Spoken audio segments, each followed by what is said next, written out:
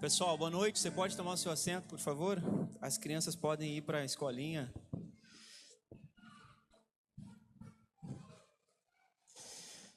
Pessoal, a gente continua na campanha aí da escolinha, tá?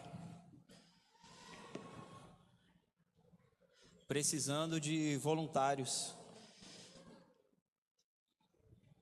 Hoje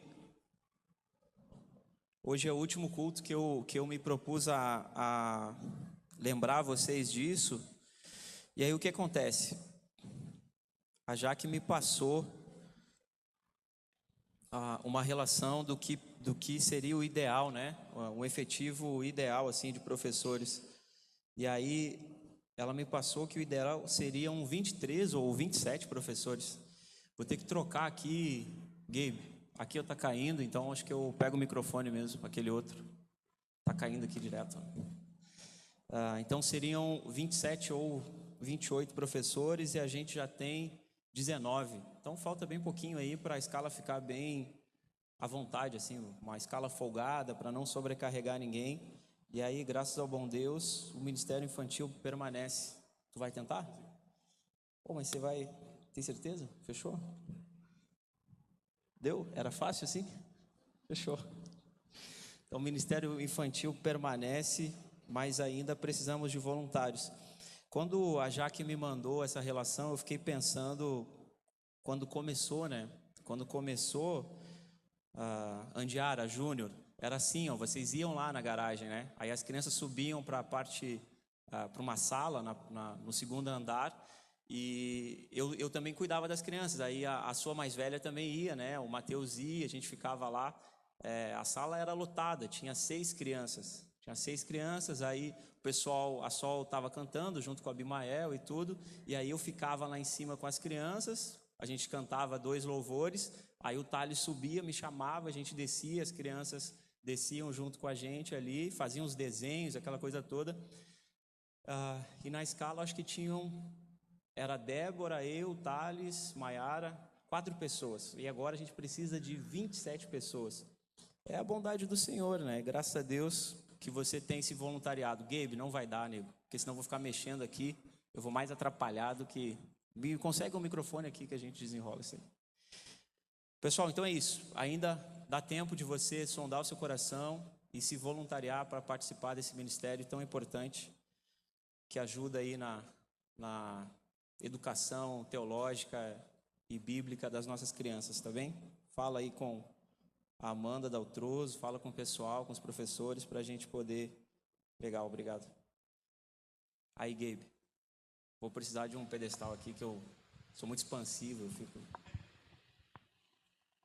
Tá bom? Pessoal, pergunta aqui, ó. Pode botar a pergunta, por favor. Pergunta número 9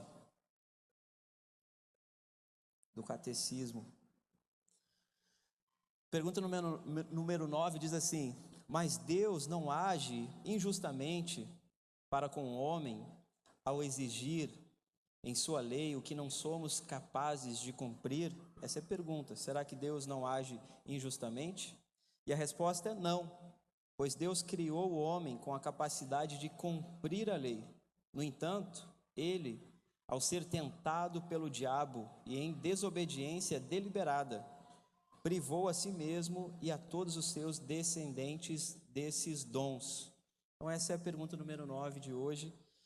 E eu queria convidar você a ler comigo Atos capítulo 4. A gente está fazendo uma série sobre o livro de Atos e vai até o ano que vem falando sobre Atos. Atos capítulo 4, do verso 1 até o 12. Então, conforme você for encontrando aí, se coloque de pé, por favor, em reverência à palavra do Senhor, para que a gente possa ler juntos.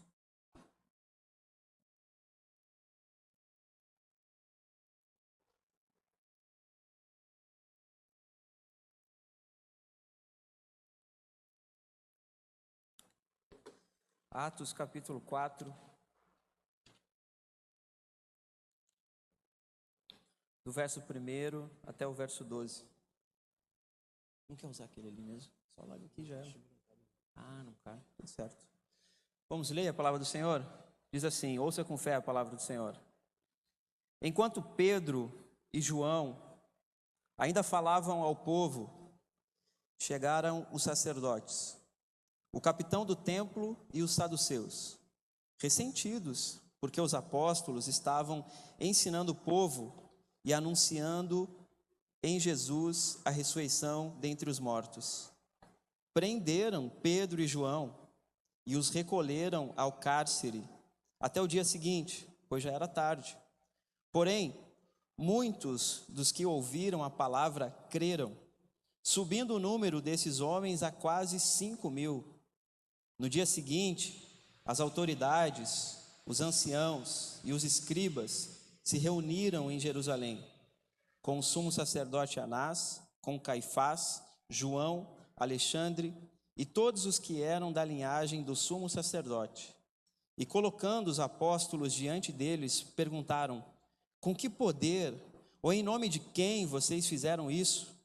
Então Pedro, cheio do Espírito Santo, lhes disse: autoridades do povo e anciãos, visto que hoje somos interrogados a propósito do benefício feito a um homem enfermo e do modo como ele foi curado, saibam os senhores todos e todo o povo de Israel que, em nome de Jesus Cristo, o Nazareno, a quem vocês crucificaram e a quem Deus ressuscitou dentre os mortos, sim, em seu nome é que este está curado na presença de vocês. Este Jesus é a pedra que vocês, os construtores, rejeitaram, mas ele veio a ser a pedra angular. E não há salvação em nenhum outro, porque debaixo do céu não existe nenhum outro nome dado entre os homens pelo qual importa que sejamos salvos. Vamos orar? Bendito Deus e eterno Pai, não há nenhum outro nome que possamos clamar esta noite, a não ser que Teu Filho Jesus nos conduza agora. Que o Senhor mantenha-nos cativos à exposição da Tua palavra. Tua palavra que é santa, irrefutável, inegável, inerrante e que produz vida e não só vida, salvação. Que possamos encontrar descanso em Ti, sabendo da Tua soberania, Pai, sobre nós. Que as palavras da minha boca e o meditar de todos nós sejam agradáveis a Ti, ó Deus, rocha minha, em nome de Jesus. Amém. Pode sentar, meu irmão, minha irmã.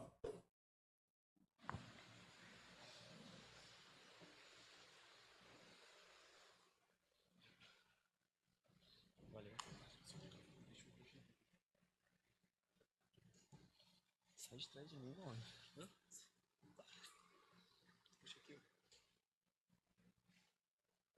Obrigado. Fechou. Vai ter uma pergunta aqui, pessoal, que eu começo com ela. Como abandonar falsas seguranças e confiar somente em Cristo? Essa é a pergunta que norteia a exposição essa noite.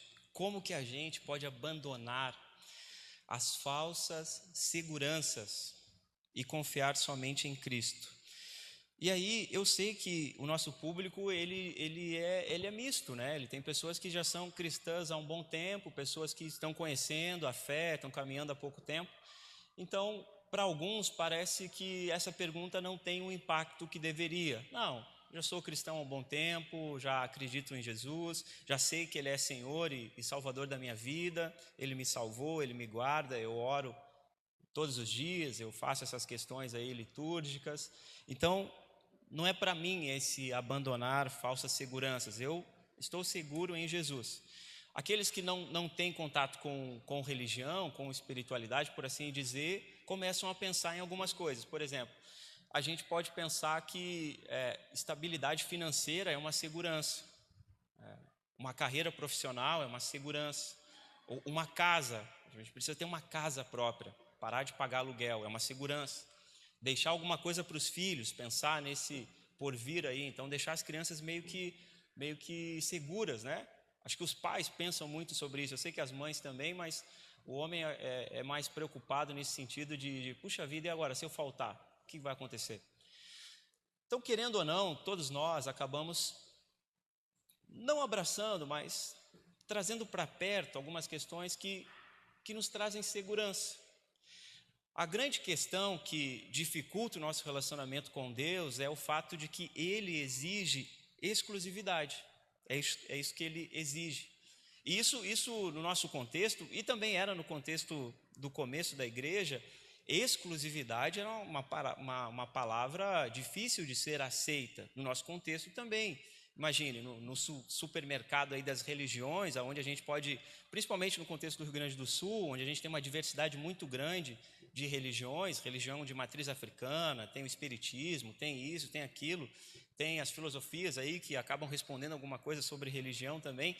Então a tendência natural é que a gente vá pegando um pouquinho desse supermercado, dessa grande prateleira aí, a gente vai pegando alguns elementos. Isso aqui é legal no catolicismo, isso aqui é legal no espiritismo, essa simpatia aqui é de mesa branca, então dá para fazer, sabe? E aí, quando a gente se depara numa roda de amigos assim, não surge a conversa sobre só existe um Deus. Não acontece isso. Eu acredito em signo, e você, Rian? E você, Tarek? E aí, sabe, as pessoas, e são crentes, são pessoas que já caminham com o Senhor há um bom tempo, e elas têm essas coisas assim que estão próximas delas, não são coisas que trazem segurança, mas estão um pouquinho próximas. E aí, quando se fala em exclusividade, se soa alguém retrógrado, alguém que é arrogante, alguém que está desrespeitando as religiões. Como que você vai fazer isso? Você não pode desrespeitar a religião do outro. Então vivemos nesse contexto assim. Algumas perguntas. Pode passar o próximo ali, eu acho que tem. Isso. Por que nós, cristãos, não abandonamos as falsas seguranças? Eu falei dessa segurança que todo mundo passa. As pessoas que não são cristãs também passam. O fato do trabalho, o fato de ter uma casa, um carro, de garantir o futuro das crianças, o fato de ter um pouquinho de espiritualidade de outras religiões, o fato de pensar que todos os caminhos acabam levando a Deus. Se você fizer uma boa ação aqui, você está fazendo o que Deus se agrada. Então, olha, o crente aqui, o crente não faz ação social, mas se você faz, então você é melhor que o crente. Então você está construindo o seu castelinho de salvação por conta disso. Então isso também leva para o céu. As pessoas dizem isso, ok? Mas agora, para aqueles que são cristãos mesmo e sabem que essas são falácias, são palavras que a gente sabe que não são verdadeiras. A gente acredita que existe um só Deus, só existe um caminho, uma verdade, só existe uma pessoa que produz vida em nós, que tem a capacidade de nos fazer nascer de novo, que é Jesus. Mas nós, cristãos, aqueles que são cristãos há mais tempo, também temos essas falsas seguranças. E aí, por que nós temos? Porque elas nos dão controle. A gente acaba aproximando algumas coisas que nos trazem segurança. E por que a gente não abandona elas? Porque se eu consigo controlar, eu não preciso depender. Se eu consigo controlar toda a minha situação financeira, talvez eu não precise depender da bondade, da soberania do Senhor, do cuidado dele em relação ao meu trabalho. Aquela lógica de Deus faz 80% e você faz 20%.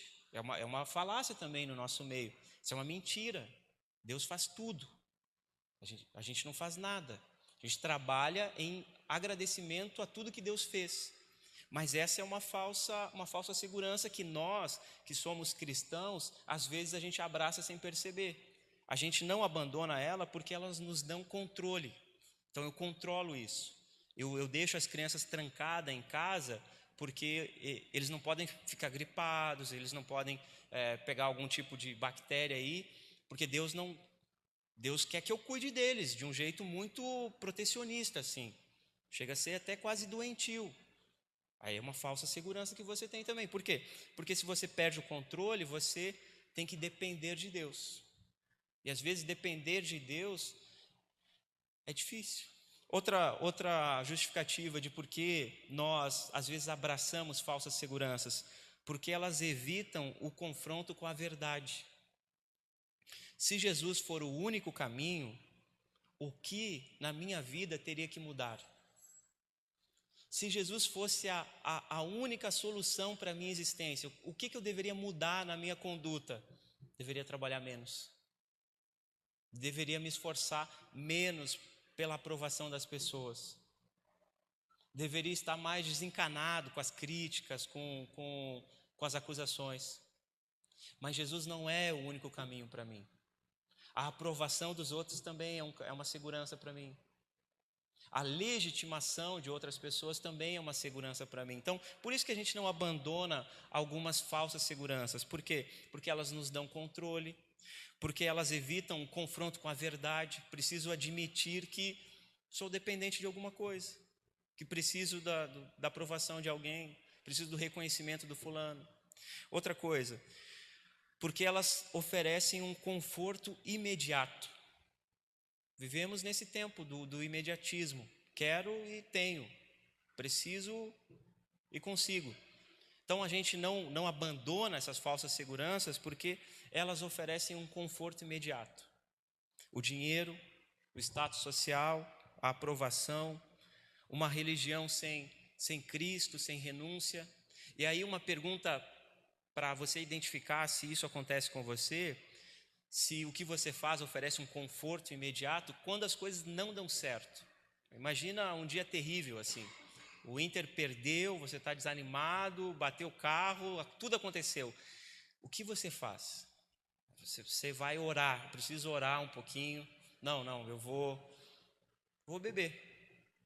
Quero esquecer o que aconteceu hoje. Eu vou assistir uns vídeos aqui no TikTok, no Instagram, para desestressar um pouquinho.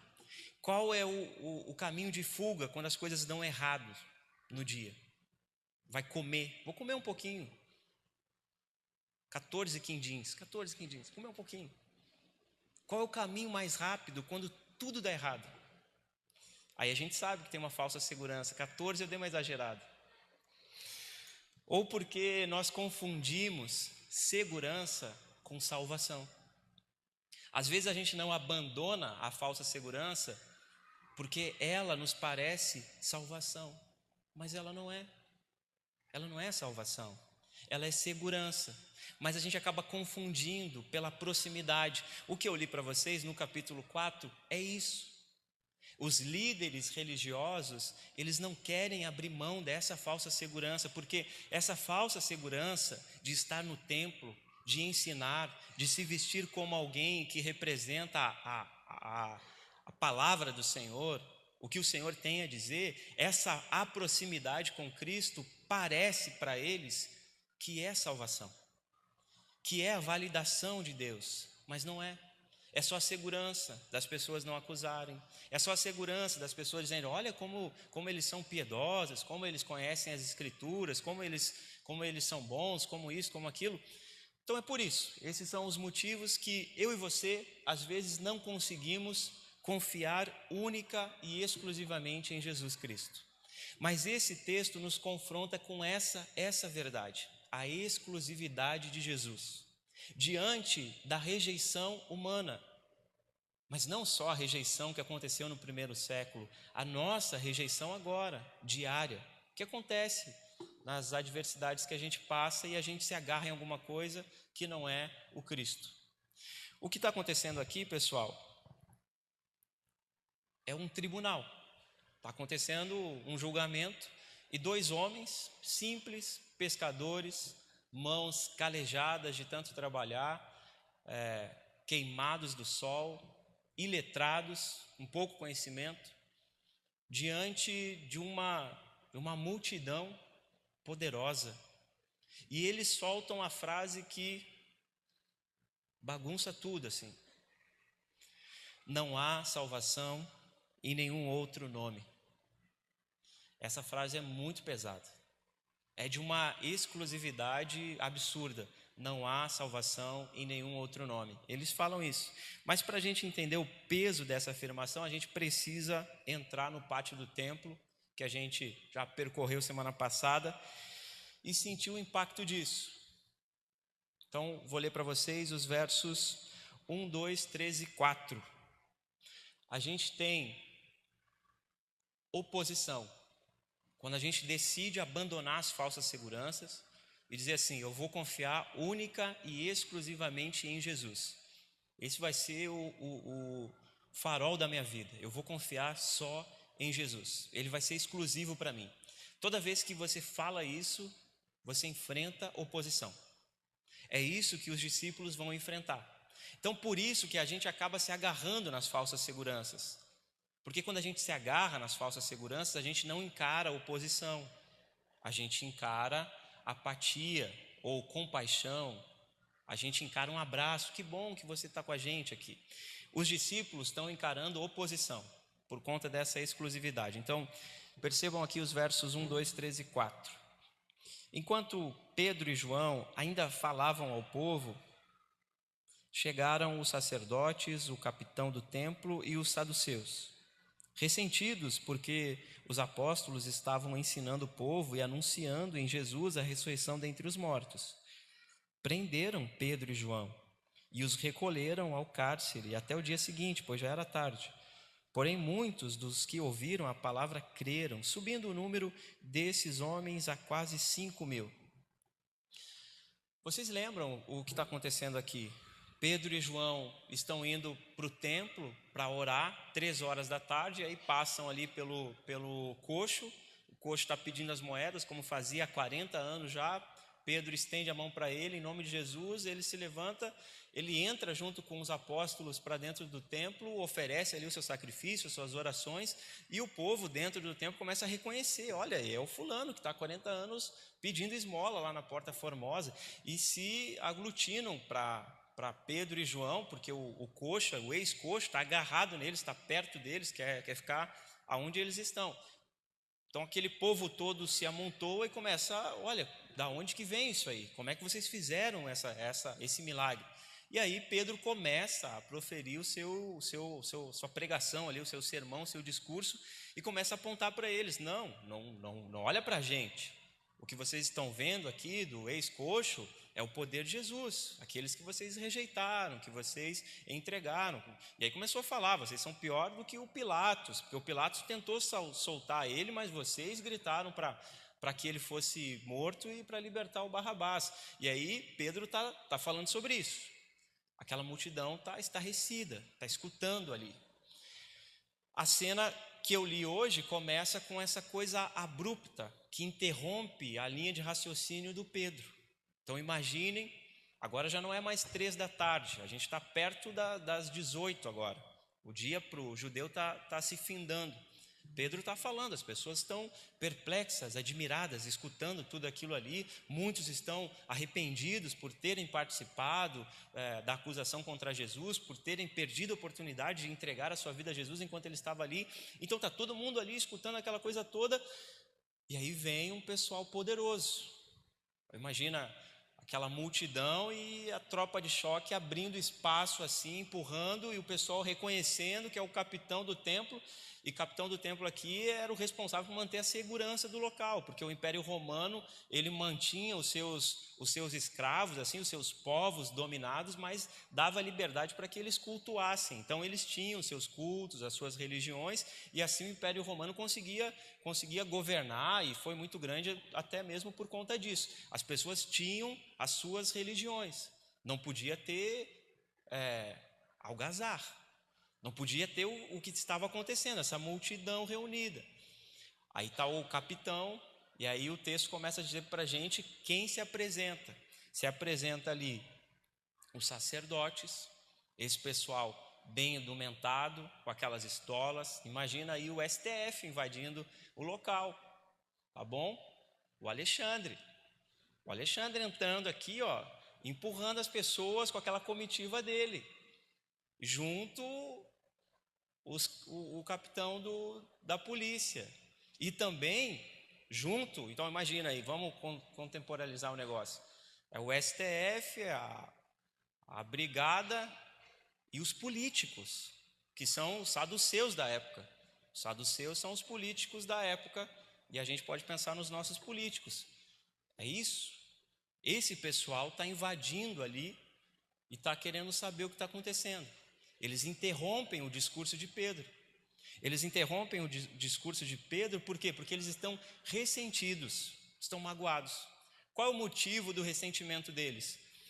Pedro e João ainda falavam ao povo quando chegaram os sacerdotes, o capitão do templo, os saduceus, ressentidos. Por quê? Porque os apóstolos estavam ensinando. Como que vai ensinar se não passaram pela escola do Gamaliel? Como que vai ensinar se não tem mais de 40 anos? Como que vai ensinar se são pescadores, gente simples, gente que não é instruída, gente pobre, não tem pedigree? Então, os sacerdotes estão ressentidos por conta disso. Eles não devem ensinar, eles não têm graduação para ensinar. Mas o que está acontecendo aqui é o que o capítulo 2 a gente já viu já. O Espírito do Senhor foi derramado sobre o povo de Deus. E aí os servos e as servas começam a profetizar, começam a falar das maravilhas de Deus. E aí quando o Espírito de Deus desce na terra e é espalhado para o povo de Deus, pessoas iletradas começam a falar sobre as maravilhas de Deus. E aí os pescadores aqui podem ensinar, no lugar dos sacerdotes, que viveram a vida toda como os autorizados a ensinar. Então eles estão ressentidos, primeiro, porque os apóstolos estão ensinando. E não era para ensinar, era a responsabilidade deles, mas os apóstolos estão ensinando. Outra coisa que está acontecendo, estavam ensinando o povo e anunciando em Jesus a ressurreição dentre os mortos. Aqui toca especificamente nos saduceus. Os saduceus eram esse grupo político, um pouco religioso, mas predominantemente político, que não acreditava na ressurreição, que não acreditava em anjos. Muito parecido com muitos de nós aqui, que não acreditam na ressurreição, que acham que essa vida é só isso. E aí por conta disso tem que trabalhar de maneira endoidada, porque não tem mais nada depois disso aqui. E aí tem que aproveitar tudo que tem, porque é só isso aqui a nossa vida, comer, beber, é isso aí, é aproveitar. Os saduceus não acreditam na ressurreição. E os apóstolos, Pedro e João, estão ensinando. E estão ensinando sobre a ressurreição dos mortos. E Jesus é o primeiro a ressuscitar dos mortos para sempre. Aí o que acontece? Prenderam Pedro e João, o verso 3, e os recolheram até o cárcere, até o dia seguinte, pois já era tarde. Perto das 6 horas, o expediente acaba para todo mundo. STF volta para casa, os políticos também. No dia seguinte a gente vai ver isso. Então agora vai dissipar na cabeça deles, é isso que vai acontecer. Eu vou tirar esses dois daqui e esse assunto vai morrer.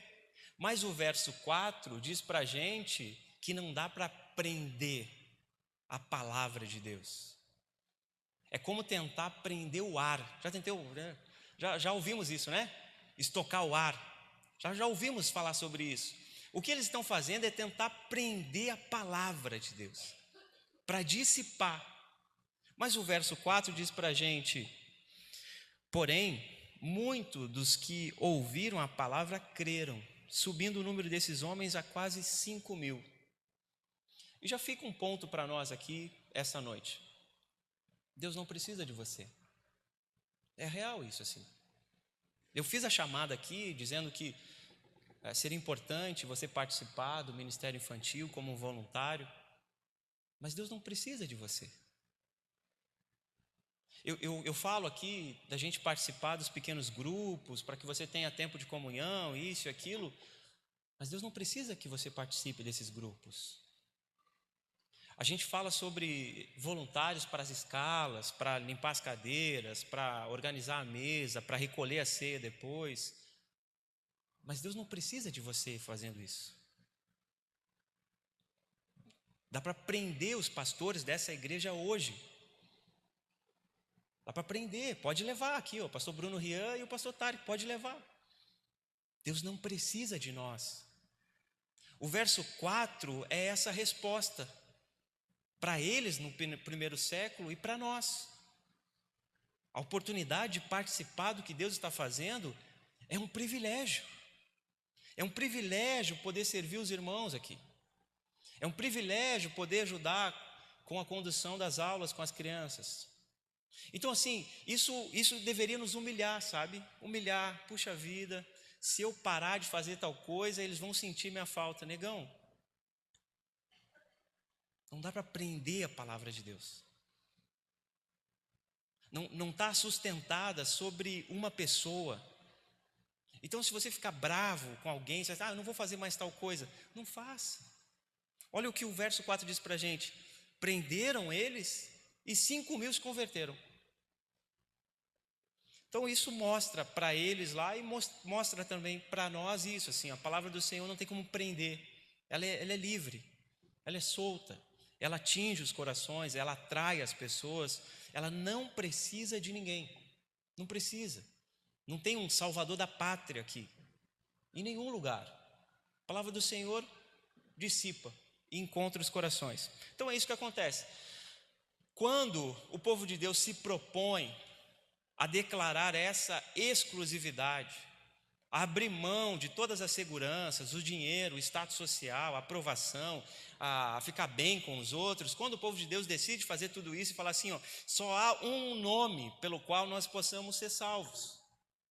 Quando ele decide fazer isso, quando o homem e a mulher decidem fazer isso, dizer, eu não vou mais confiar em você, eu não vou mais confiar no nosso casamento, eu não vou mais confiar no meu trabalho, eu não vou mais confiar no psicólogo, eu não vou confiar em nada. Eu vou confiar única e exclusivamente em Jesus. Ele enfrenta oposição. Ele enfrenta essa turba que prende, essa turba que tenta silenciar, essa turba que começa a perseguir. E aí estamos diante do próprio mal, Satanás. Você não acredita, se você é parecido com os saduceus, essa aqui é a representação do diabo entrando agora em Atos. Capítulo 4, ele está ali, junto com o STF. Está ali ele, envolvido nessa coisa toda. Envolvido com os saduceus, com os políticos. Envolvido com os capitães do templo. Com aqueles que ditam as regras da igreja. O diabo está ali na volta deles, sussurrando nos seus ouvidos. Quando o homem e a mulher decidem a exclusividade pelo Senhor, ele enfrenta oposição. Esse é o primeiro movimento. Mas o segundo movimento, além da oposição, é a pressão.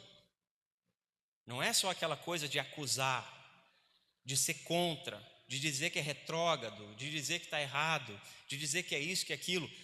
Existe a pressão também. É isso que diz os versos 5, 6 e 7.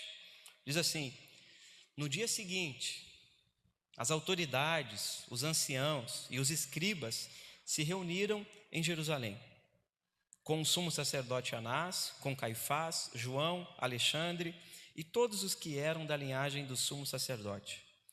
E colocando os apóstolos diante deles, perguntaram: com que poder, ou em nome de quem vocês fizeram isso? Agora é pressão. Prenderam os dois, tiveram a noite toda para organizar esse julgamento. No dia seguinte, eles retomam.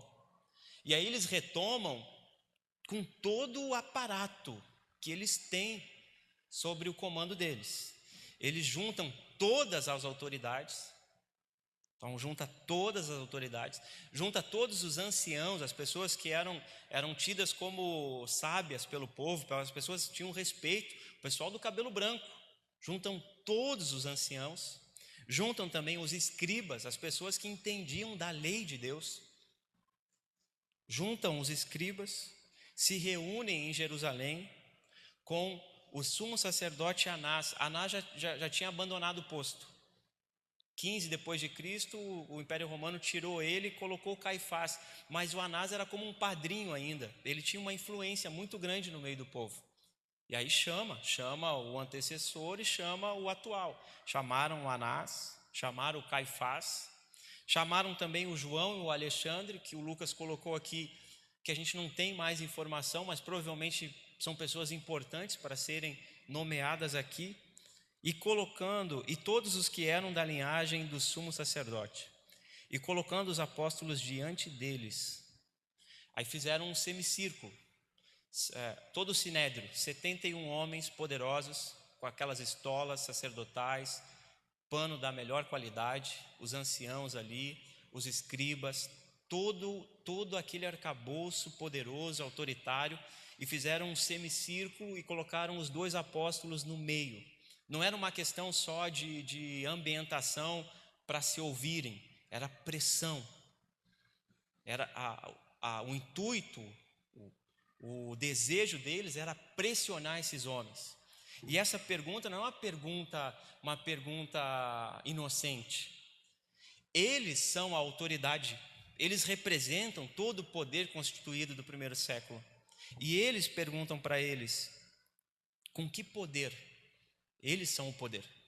Com que poder ou em nome de quem? Quem aqui autorizou vocês a falarem? Porque aqui temos o poder. 71 homens, mais os escribas, mais os anciãos, mais o sumo sacerdote, o ex-sumo sacerdote. Com que poder ou em nome de quem vocês fizeram isso? Pressão. Quando um homem e uma mulher decidem pela exclusividade do nome de Jesus e abandonam as falsas seguranças, eles enfrentam oposição. Eles enfrentam também pressão. O que se espera agora é que 2 pescadores iletrados, pobres, dissessem assim: desculpa, a gente se atrapalhou, não vai mais acontecer, nunca mais vai se repetir, a gente iriam gaguejar um pouquinho, mas não é isso que acontece. Não é isso que acontece. O que acontece está no verso 8 ali. O verso 8 diz assim: então Pedro, cheio do Espírito Santo, lhes disse: autoridades do povo e anciãos, visto que hoje somos interrogados a propósito do benefício feito a um homem enfermo e do modo como ele foi curado, saibam os senhores todos e todo o povo de Israel que, em nome de Jesus, o Nazareno, a quem vocês crucificaram e a quem Deus ressuscitou dentre os mortos, sim, em seu nome, é que este está curado na presença de vocês. 100 dias antes desse evento aqui, talvez até um pouco menos, Pedro estava diante de uma menina, de uma serva. Pedro estava acompanhando de longe o seu mestre Jesus. Jesus estava diante do sumo sacerdote, Caifás. Jesus estava diante de um sinédrio, desses 70 homens. Jesus estava lá, Pedro estava embaixo, junto com os servos, se aquecendo na beira de uma fogueira, e uma menina escrava olha para ele e fala: você é um deles. E ele nega. Mas agora, 100 dias depois, ele está diante de todo o poder instituído daquele tempo. E o que acontece é o que Jesus diz para eles em Lucas: porque vocês serão levados para os tribunais, vocês serão colocados diante dos governadores, diante das autoridades, e o Espírito Santo irá encher a boca de vocês com as palavras. É isso que está acontecendo aqui. Pedro, cheio do Espírito Santo de Deus, começa a proferir. E aí ele começa a atacar os saduceus. Vocês não acreditam em milagres? Este homem que vocês trouxeram para usar, sei lá, como prova, vocês sabem que ele era coxo há 40 anos. Uma prova viva diante de vocês. Ele foi curado por Jesus, que ressuscitou. E aí ele continua. Este Jesus é a pedra que vocês, os construtores, rejeitaram, mas ele veio ser a pedra angular. É um ataque frontal agora. Então, quando o homem e a mulher de Deus decidem que Jesus é exclusividade na sua vida, ele enfrenta oposição, ele enfrenta pressão, mas ao mesmo tempo ele é investido.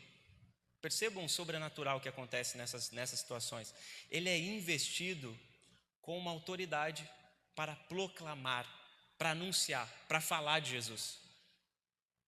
Ele não tem medo de ser cancelado pelos outros. Ele não tem medo de ser chamado disso, ou ser chamado daquilo, ou ser rejeitado pelos amigos, ou ser, sei lá, escanteado por todos. Ele não se preocupa com isso. A proclamação está diante dele. E ele é revestido de coragem também. Porque no verso 11 é isso que Pedro faz. Pedro fala assim: vocês eram de fato, os responsáveis por essa construção, por essa igreja, mas vocês rejeitaram a pedra angular. Vocês olharam para Jesus e aí ele traz a localidade. Vocês olharam para Jesus de Nazaré e rejeitaram Nazaré. Rejeitaram o Senhor de Nazaré, mas eu quero dizer para vocês que ele não é local. Ele não é um Deus local, um Deus de território. Ele é a pedra angular de toda a criação. E vocês rejeitaram ele. Aí agora é a palavra, é o verso que derruba tudo. E não há salvação em nenhum outro, porque debaixo do céu não existe nenhum outro nome dado entre os homens pelo qual importa que sejamos salvos. Pedro está falando para eles: Jesus foi rejeitado por vocês, mas foi ressuscitado por Deus, foi validado pelo Senhor. O seu nome possui poder para a salvação, e aqui ele usa a palavra grega sozo, que tem a ideia de salvar e curar, no sentido do coxo, que agora é um homem normal andando, aquela coisa toda, 100% curado, mas também traz a ideia de salvação. Então vocês estão vendo um milagre, mas existe um milagre maior que aconteceu com ele foi salvo. E aí no verso 12 ele fecha essa declaração, cheio de coragem, dizendo: não tem outro caminho. O único caminho para que nós possamos ser salvos é Jesus. Ele encerra assim a sua parte dizendo isso. Este mesmo Cristo que foi anunciado por Pedro, meus irmãos, com poder, hoje também é anunciado a nós, também é declarado a nós, também é colocado diante de nós. E a pergunta que iniciou, que é a pergunta assim: como nós podemos abandonar as falsas seguranças e confiar somente em Cristo? A gente pode fazer isso quando a gente declarar com exclusividade que não há outra segurança. Não tem como se agarrar em outra coisa. Não tem como trabalhar mais, não tem como ser bem-sucedido para tentar de alguma maneira encontrar salvação. Não tem como salvar casamento, não tem como ser próspero, não tem. Sem Jesus não há mais, não há caminho para chegar a Deus. Essa é a exclusividade. Não dá para relativizar isso. E sempre que a gente se abraçar em alguma coisinha, a gente vai estar negando o Senhor. E Ele não consegue, Ele não quer nos dividir com ninguém. Pode passar, Richard, as duas imagens aqui.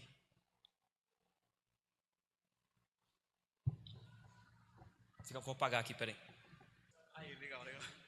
Eu ia desligar o som. Não deu certo. Tá, exclusividade, pessoal. Em 2015, esse vídeo horrível rolou aí pela internet. Tá bom? Foi o martírio de 21 cristãos que foram capturados aí pelo grupo terrorista do Estado Islâmico. E eles foram coagidos, né? Foram torturados para que eles negassem o Senhor, para que eles fizessem isso. Então, com espadas na mão, com os facões ali, os captores fizeram os cristãos se ajoelharem na praia e deram para eles a oportunidade de negar a sua fé. Pressionaram, fizeram oposição a eles e deram oportunidade para que eles negassem a exclusividade de Jesus na vida deles. No vídeo, dá para captar alguns sussurrando: Jesus, me ajuda. Deus, me mantenha fiel. Esses irmãos foram degolados, mas não negaram a exclusividade do nome de Jesus.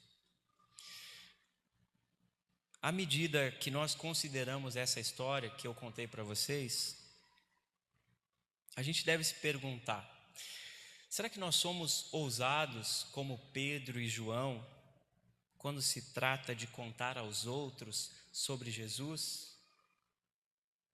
Ou a gente dá uma negociada? E assim, não encare perseguição, oposição quando você posta alguma coisa no Instagram. Estou sendo perseguido. Não. Às vezes você só é politizado. E aí o outro que é politizado briga com você. E aí são dois politizados brigando. Não tem a ver com perseguição pela exclusividade do nome de Jesus. Tem a ver com paixão ideológica. E aí você é um apaixonado pela ideologia e você briga com os outros. Não é isso aqui. Isso aqui é exclusividade do nome de Jesus. Será que nós somos, como Pedro e João, ousados para proclamar, falar sobre Jesus no meio de quem estiver? Não, essa religião não serve. Vai te levar para a perdição essa tua simpatia aí. Não tem outro caminho para você. Aí o Tim Keller, falando sobre essa passagem, ele fala o seguinte: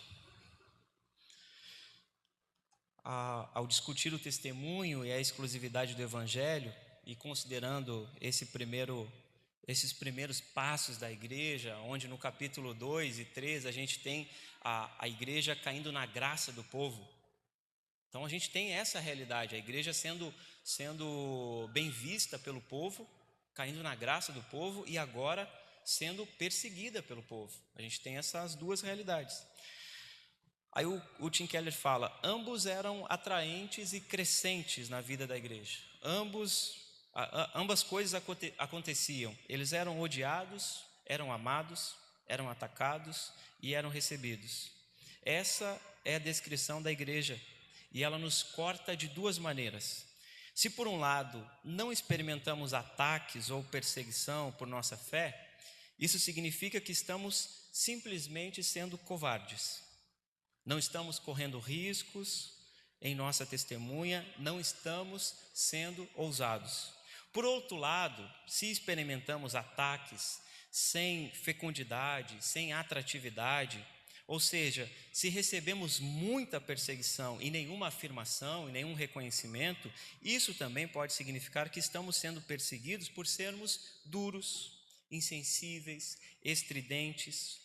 Jesus disse que só seríamos abençoados se fôssemos perseguidos por causa da justiça.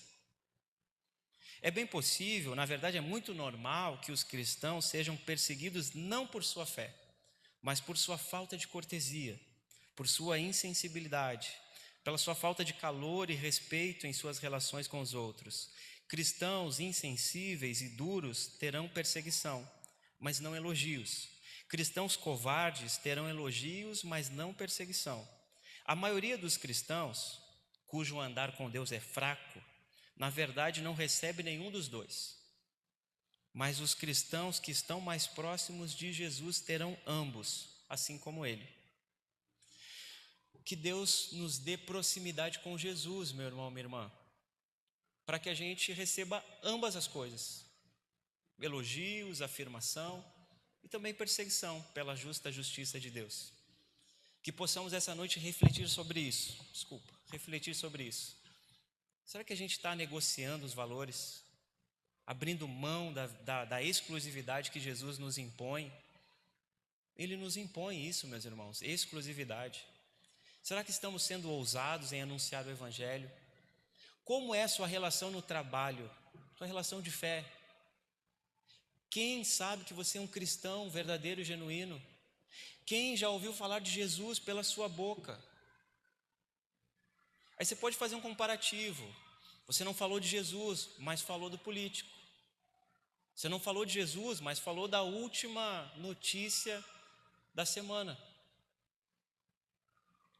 Aonde está a proclamação na nossa vida, como cristãos? As pessoas precisam saber que só existe um caminho para Deus. E esse caminho é Jesus. E nós, como povo de Deus, somos esses proclamadores.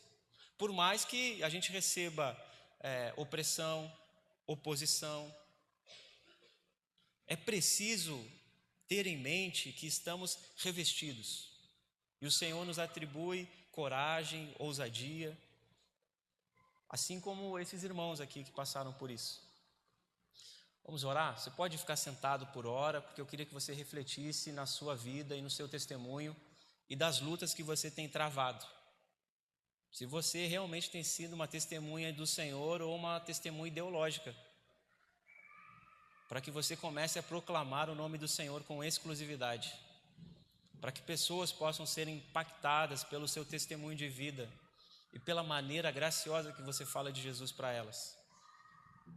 Que possamos abrir mão, meus irmãos, de seguranças políticas, ideológicas, que possamos abrir mão de tudo que é falso e enganoso, que possamos caminhar diante do Senhor retos e com espírito contrito.